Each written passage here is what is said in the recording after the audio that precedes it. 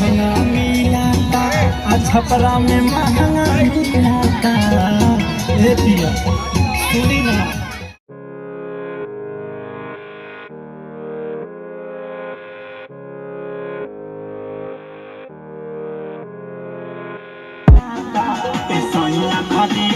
बाद में चुनरी बड़ा सस्ता मिलता।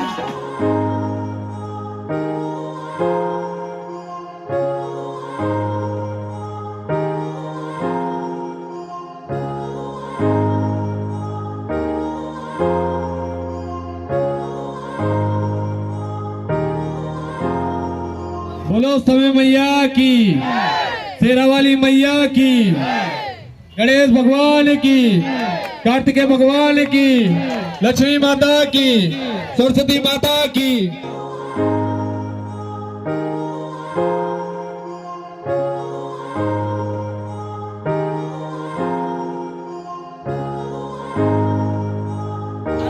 नमस्कार, सलीम मिनी ब्लॉग चैनल में आप सभी का स्वागत है। और चैनल को अभी तक सब्सक्राइब नहीं किया तो चैनल को सब्सक्राइब कर लीजिए, क्योंकि आज हम लोग आए हैं फरीदाबाद बरदहिया में गाने की शूटिंग है।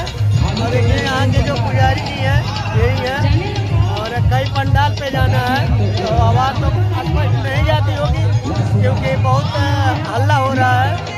और देखिए यहाँ का जो लोकेशन है, देखिए लोकेशन है।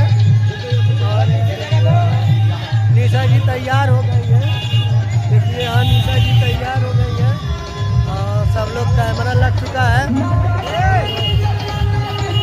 कैमरा लग गया अपना, और लाइट वाइट सब लग गया है। और भीड़ भी हो गई है बहुत ज़्यादा। अब वीडियो में बनी रही है, हम आपको दिखाते हैं शूटिंग। तब तक के लिए बाय बाय।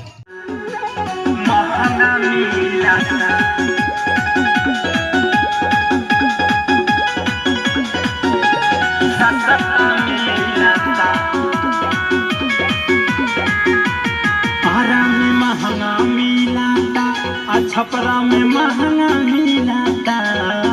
ए पिया सुनी ना, आरा में महंगा मिलाता, छपरा में महंगा मिलाता।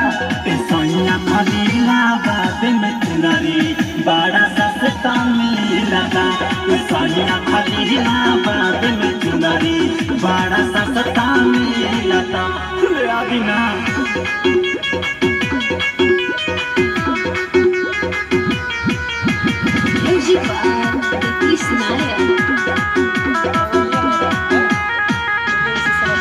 की बात उजानवा बकी करत काम ऐसा हो। 2-4 दिन में ये मोरे राजा कला जुगाड़ तू पैसा हो। सुनी ना, कर के बात उजानवा बकी करत काम ऐसा हो। 2-4 दिन में ये मोरे राजा कला जुगाड़ तू पैसा हो। कि बस्ती में महंगा मिलाता, गोरखपुर में महंगा मिलाता।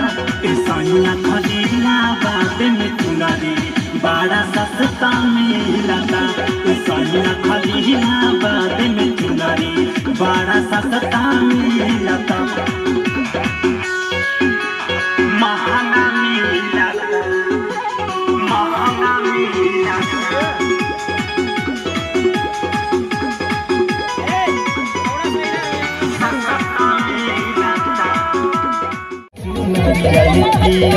हमके मांगता हो चल के पापा